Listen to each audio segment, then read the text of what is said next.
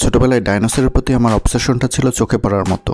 আমার অবসেশনটা এমন চরম পর্যায়ে পৌঁছেছিল যে যেখানে আমার বয়সের ছোট ছোট বাচ্চাদের ডাইনোসরের নাম বলতে দাঁত ভেঙে যেত, সেখানে আমি 8-10টা কঠিন কঠিন ডাইনোসরের নাম অনায়াসেই বলে ফেলতাম।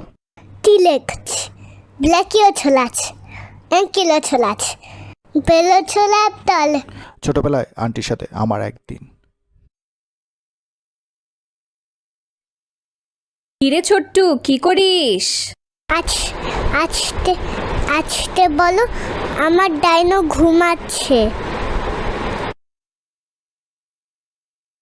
এখন বলো কি বলবে। ছোট্টু, তুই আমাদের ছোট নদী চলে বাঁকে বাঁকে ছড়া শোনা তো।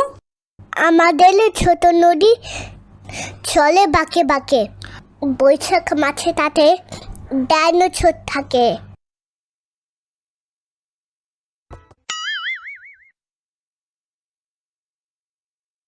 ছোট্টু, পড়াশোনা কিন্তু কিছুই হচ্ছে না।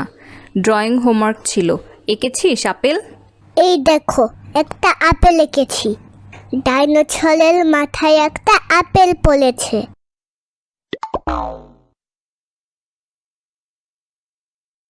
আরেকদিন আমি আর আন্টি চুল কাটতে গেলাম। না না, আমি চুল কাটবো না। ছোট্টু, নাপিত আঙ্কেল কিন্তু ডাইনোসরদেরও চুল কাটে। তাই? তাহলে আমার চুলও কেটে দাও।